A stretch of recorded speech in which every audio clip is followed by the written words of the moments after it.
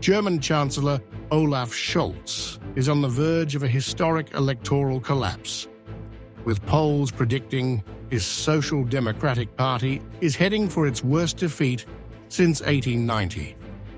Once seen as a steady leader, Scholz now finds himself politically isolated, struggling to defend his record as opposition leader Friedrich Merz, and the CDU-CSU sees the momentum. I believe that in the end, many will vote for the SPD and give me a new mandate to lead the next government. Well, Mr. Chancellor, no miracle will happen over the next 4 days. Your chancellorship should be over on Sunday. With the CDU-CSU riding high in the polls, Merz is positioning himself as the leader who will undo what he calls Scholz's years of economic stagnation and political mismanagement.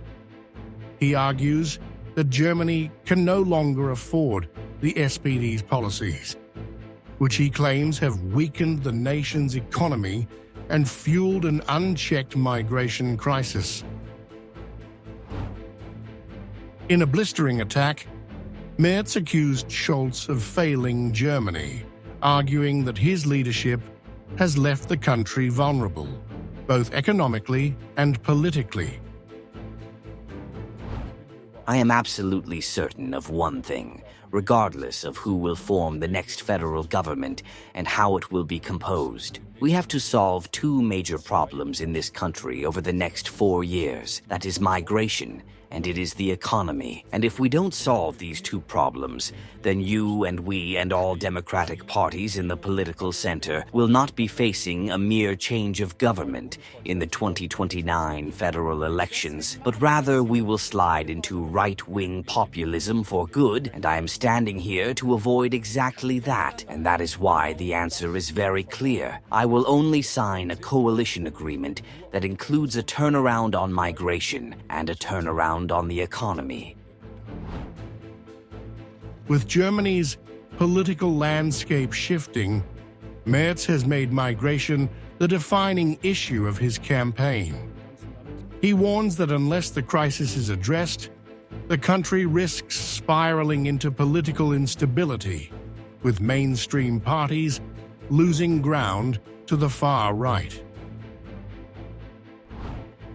Desperate to claw back support, Scholz is pinning his hopes on undecided voters, banking on a last-minute shift that could salvage his leadership.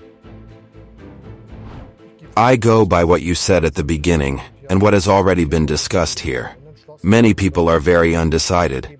I am convinced that this time there will be something that has rarely happened to this extent in previous elections, namely that some people will go to the election, into the polling booth, and only then decide who and which party to vote for. And I believe that in the end, many will vote for the SPD and give me a new mandate to lead the next government. But political analysts argue that Scholz's strategy hinges more on wishful thinking than reality.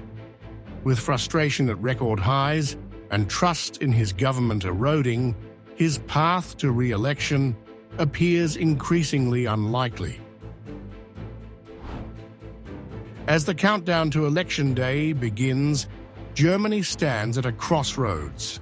If the polls hold, Scholz's tenure will end in disgrace, paving the way for a rightward shift in governance, one defined by tougher migration laws, pro-business economic policies, and a recalibrated stance on European affairs.